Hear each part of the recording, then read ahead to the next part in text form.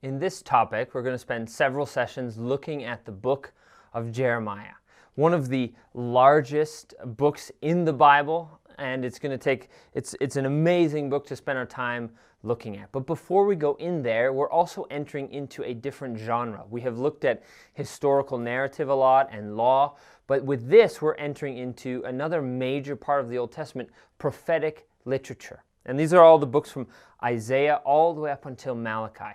All fit within this genre, and they can be some of the more difficult types of genre to read.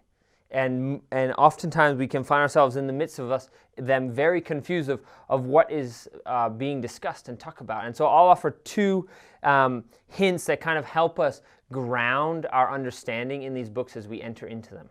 Now, the first off, when we say prophecy, normally our minds gravitate to the future.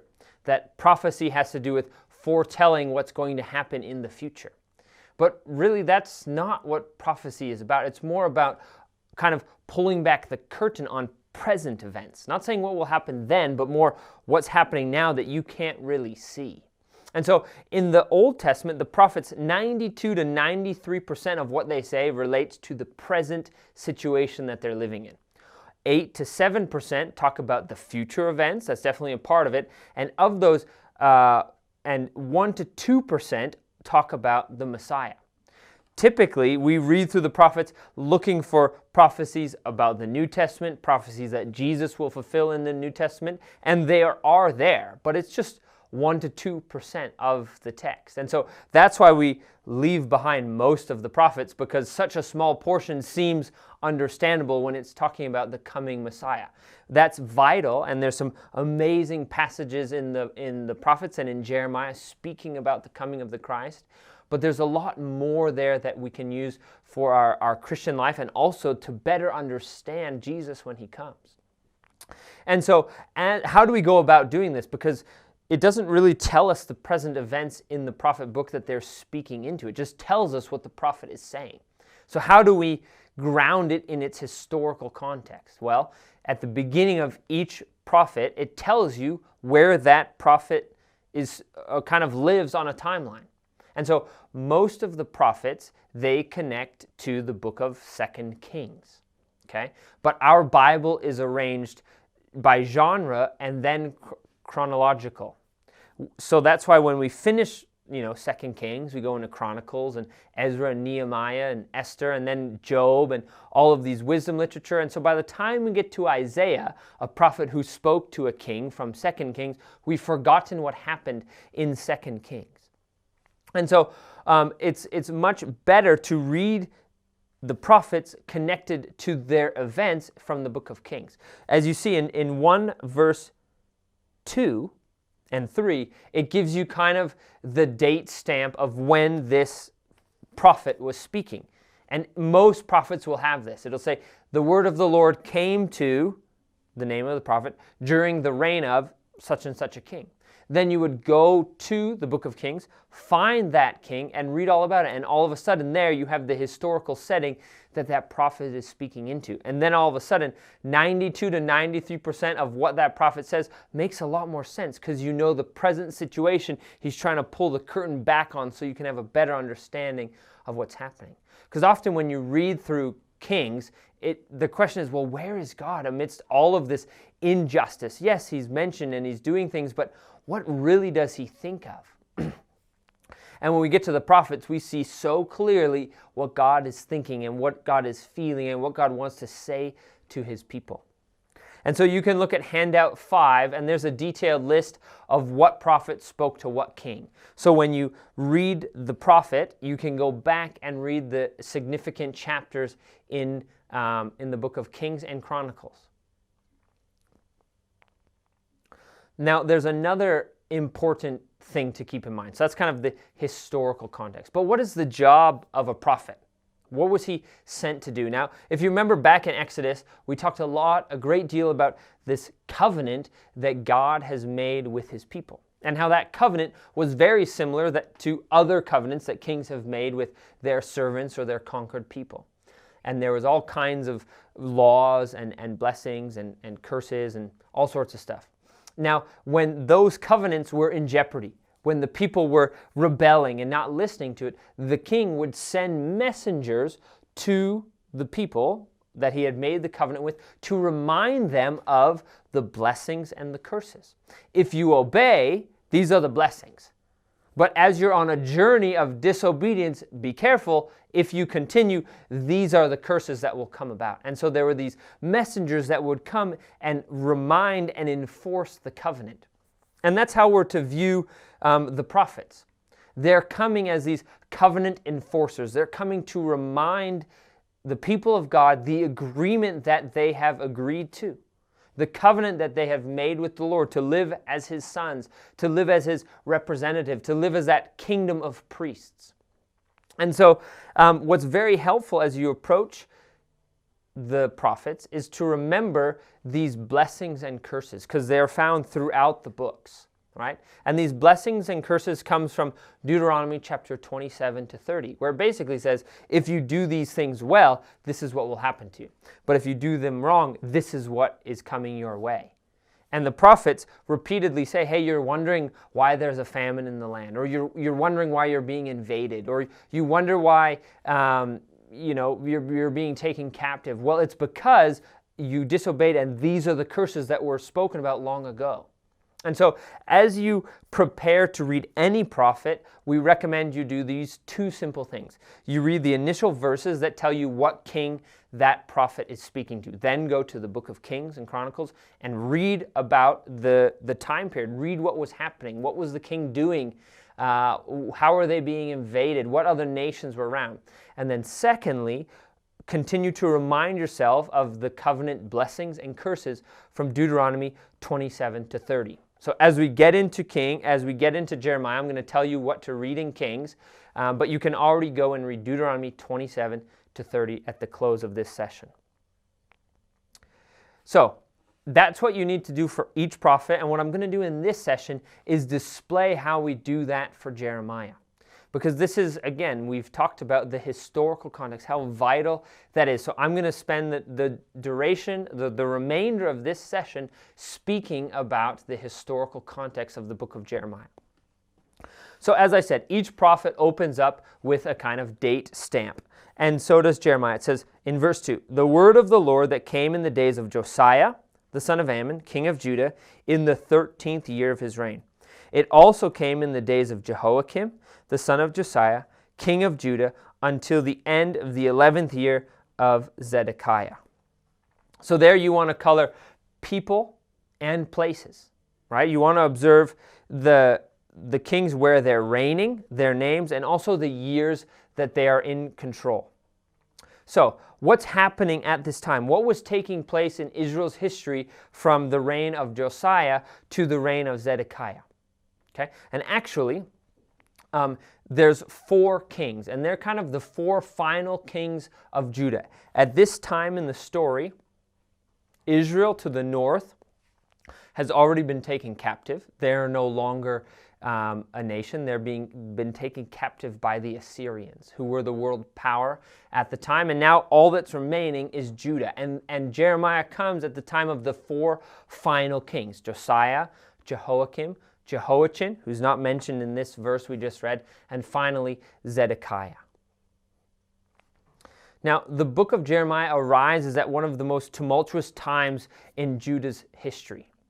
And on a large scale, what's happening is the world at the time is shifting from Assyria, that was the world power, to Babylon, which is the new up-and-coming world power. And you can compare these empires to like tectonic plates, that when they shift, kind of the whole world shakes a bit, right? As one declines and the other one rises, there's a lot of shaking that's happening in the present power situation.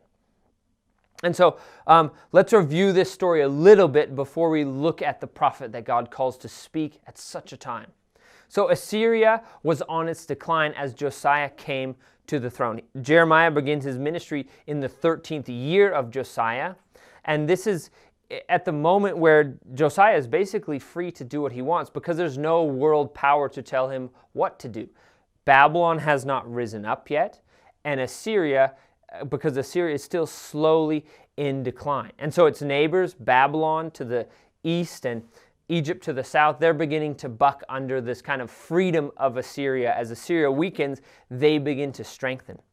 And so does Josiah in Judah. He's able to religiously reform his community, and he's also able to expand Judah's border. And it seems like a good moment in time. In his 12th year, he begins to reform the people, right? His great-grandfather, his great-grandfather was one of the worst kings Israel had, Manasseh. Okay? And his own father, Ammon, was also just as evil. Manasseh had brought false gods into the temple. And so as he's going about cleaning up the temple, he finds the book of the law, probably the book of Deuteronomy. He reads the blessings and curses and realizes that his nation has veered drastically from the covenant promises, and they're in danger of all of these curses coming upon them.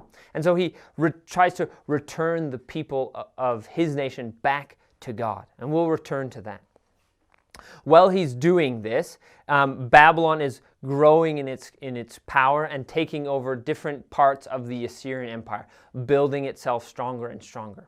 Now, to the south of Israel lies the nation Egypt, and they are worried of who will take the position after Assyria. They don't want it to be Babylon, they want it to be themselves. And so they march out of Egypt through Israel to fight Babylon at what's called the Battle of Carchemish. Now this happens in 609 BC. They have the first battle where it's these two powers, Egypt and Babylon, fighting for control. And there's no clear victor. But in that battle, or on way to the battle, King Josiah is killed, and Egypt comes back down and appoints a new king. This is King Jehoiakim. And Judah at this point, who was enjoying kind of religious freedom and national freedom under Josiah, now they've become entrapped to the king of Egypt. And it seemed that the progress that Josiah had made hadn't really got very far at all. Then Babylon continues to grow stronger, and 4 years later, in 605 BC, Egypt marches again out to fight Babylon at the same place, Carchemish. And this is the second battle of Carchemish. And now the king of Babylon is the famous Nebuchadnezzar. Nebuchadnezzar wins this battle, Egypt loses, and as a result, Babylon becomes the world power. Okay?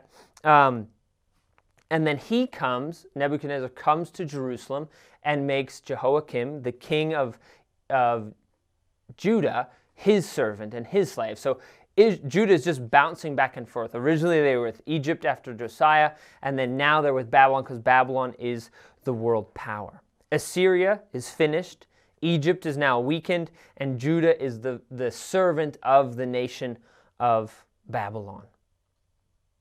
And now this is seemingly the end of Judah, right? 605 BC marks a very important year where Babylon begins to put its pressure against Judah, against Jerusalem. Now after Jehoiakim, there's two more kings, Jehoiachin for a very short period of time, and then Zedekiah is the final king. And we'll see in the time of Zedekiah, Babylon does in the end come and invade Jerusalem in 586 BC, burns the city down, destroys the city, and also completely destroys the temple. Now, to learn more about that story, you need to read 2 Kings 22 to 25 and 2 Chronicles 34 to 36.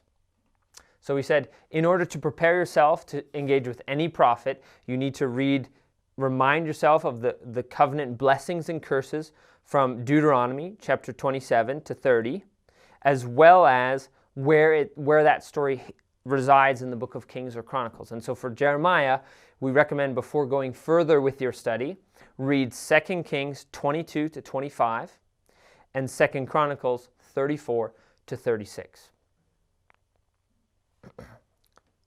Now, Jeremiah begins his ministry in the 13th year of Josiah. It says it there very clearly in 1 verse 2. Now, Typically, Jeremiah has been labeled as the weeping prophet, the prophet that preaches judgment and woe and destruction.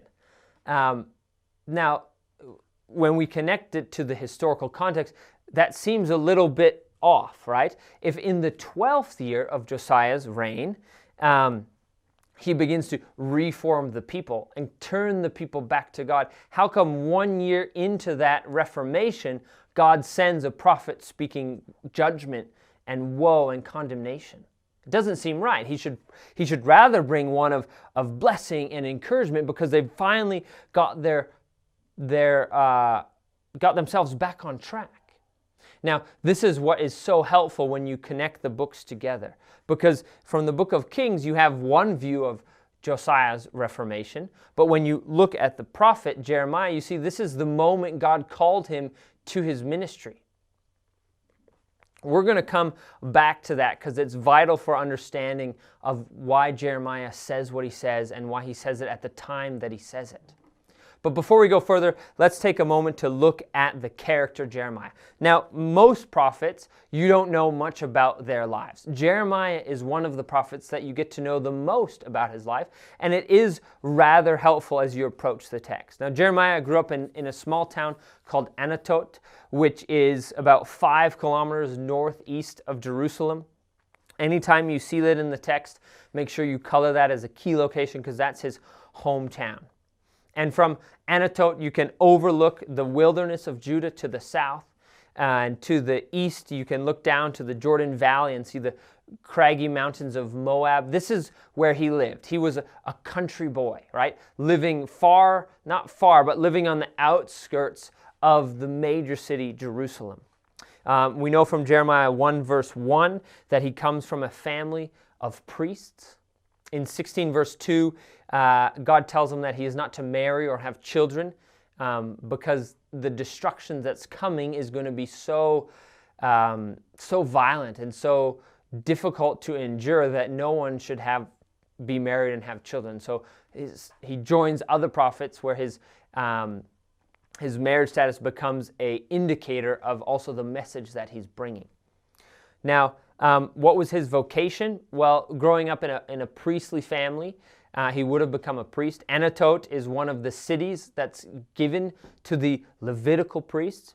And so when God calls him in Jeremiah 1 verse 6, Jeremiah's response is, "I do not know how to speak, for I am only a youth."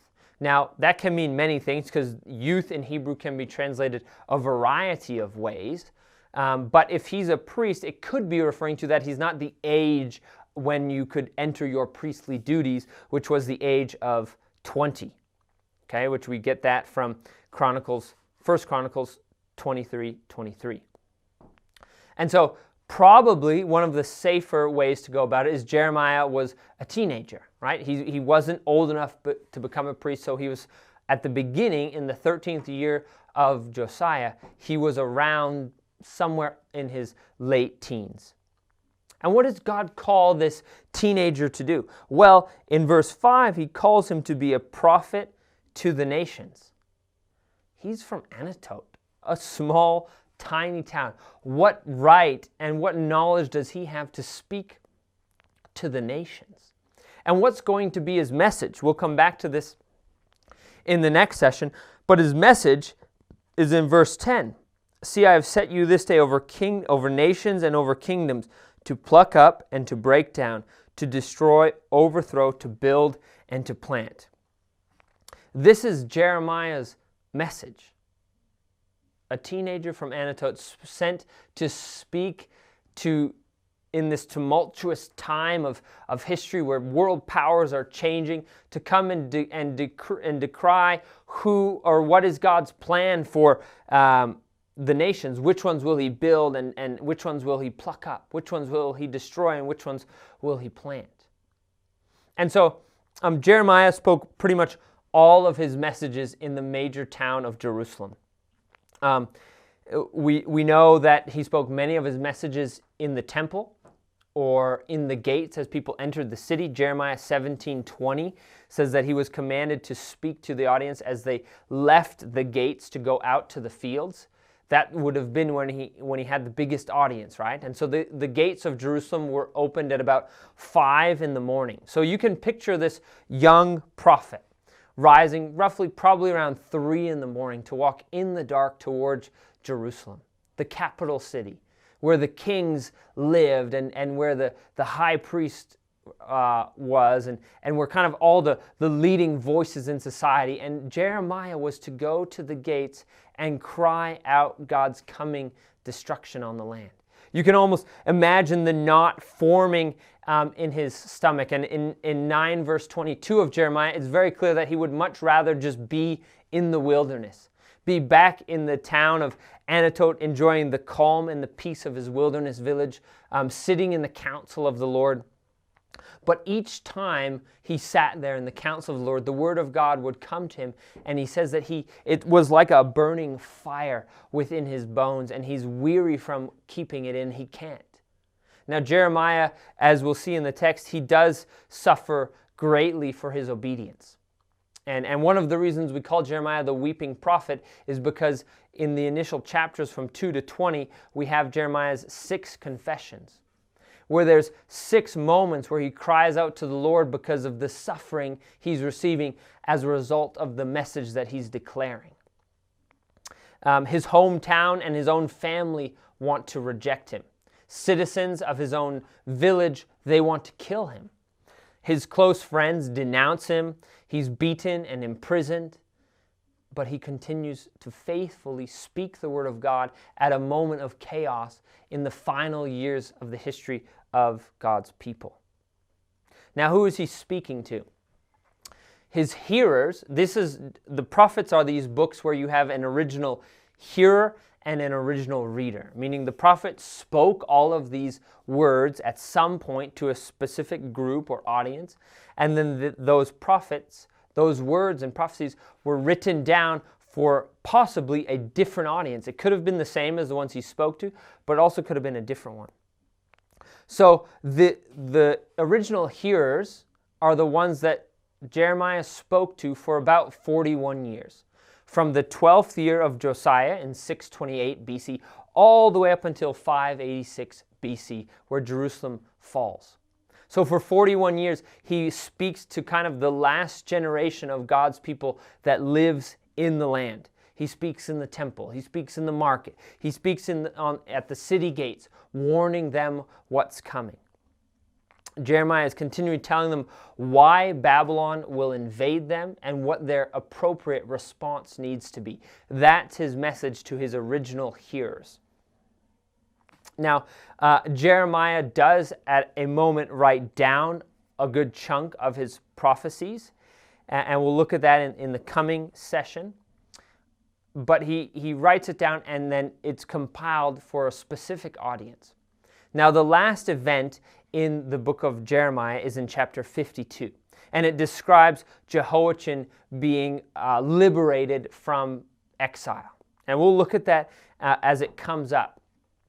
But that would have been his original readers, the people that were in exile. The prophecies of Jeremiah warning of the coming exile and the post-exile restoration, it would have been written down for the people that lived in Babylon as exiles. So as we read through the text, we need to have both of those contexts in mind. What would this passage mean to one of the people hearing it, who lived in Jerusalem in the final moments of that city's life? Or what would this prophecy have meant to someone who witnessed that but was now in exile reading the prophecies of Jeremiah? So as we make our observation, we have to ask why for these two audiences and what this would mean for these two audiences. What would it mean to the original hearers, the ones that saw Jeremiah? And what would it mean for the original readers who read Jeremiah, the first recipients that read it? And so Jeremiah is, like I said, it's one of the largest books in the Bible. But the reason we've added it into this Bible course is because it shows the second pillar in the Old Testament narrative, and that's the pillar of the exile. The Exodus is where God brings his people out of Egypt and into the land. And the exile is where God sends his people out of the land and into Babylon. And so with that, with the book of Exodus, we've looked at the opening of God's story in the Old Testament of God's people. And with the book of Jeremiah, we also look at very close to the closing of God's story through the exile.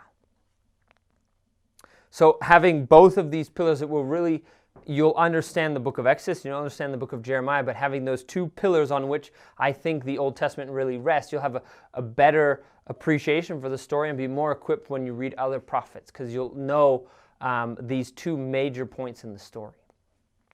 So we suggest you try to read through the book of Jeremiah in 1 to 2 sittings. It does take about 4 hours, so it's a long book.